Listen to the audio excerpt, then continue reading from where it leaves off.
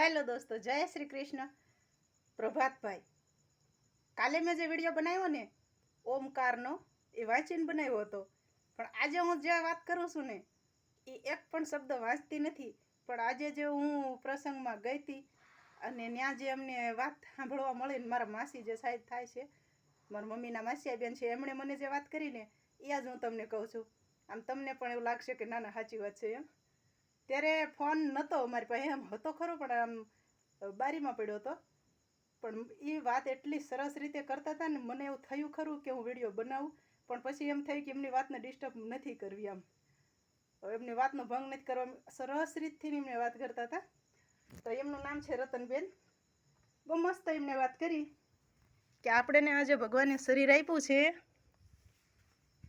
એનું નામ પાડ્યું, તમામ વસ્તુનું નામ. કે અમે તો ખેતીવાડી કરવી છે એટલે ઉદાહરણ રૂપે તમને કહું ને તો આપણે એમ કહીએ કે ઓલો પાવડો પીડ્યો એ લાવો, ઓલું તગારું પીડ્યું એ લાવો. એવી રીતને આપણે દરેક વસ્તુની કે અહીં બત્તી પડે છે ને તો ઓલી બત્તી લાવો, તો એમ તમામ વસ્તુનું નામ છે. નામ વગર કોઈ વસ્તુ નથી.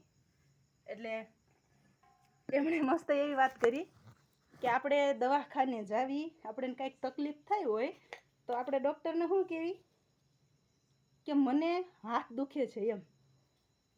જે કાંઈ તકલીફ થાય છે આપણને એ આપણા આત્માને થાય છે, આપણા શરીરને કાંઈ પણ તકલીફ થતી નથી. આપણને વાગે તો શરીરને આપણને એવું લાગ્યું કે મને હાથમાં વાગ્યું એમ. પણ હવે તમે જ વિચાર કરો, હાથમાં વાગ્યું પણ આપણે જે આ શરીરની અંદર આત્મા છે તો વાગવાનો અનુભવ થયો. લાશ પડી હોય એને તમે કાંઈક નાખો તો કાંઈ ન થાય. એની અંદર જીવ નથી, એની અંદર આત્મા નથી, એટલે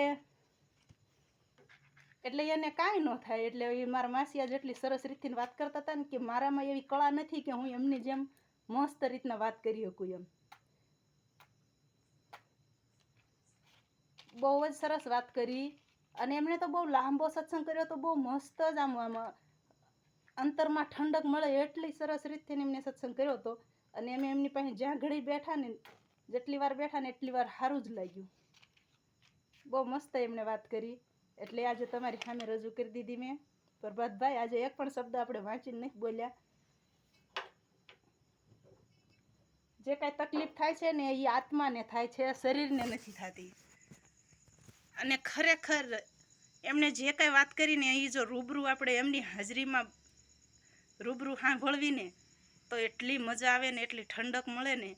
આમ મને ત્યારે એ કાંઈ સૂઝ્યું નહીં કે મારે ગાયું છે, ગાયુંનું મોડું થાય છે, નીણ નાખવાનું મોડું થાય છે, કાંઈ ન સૂઝ્યું. બસ એમ થયું બસ ઘડીક બેહવું જ છે એમની હારે અને એમને જે કાંઈ વાતો કરે ને સાંભળવી છે.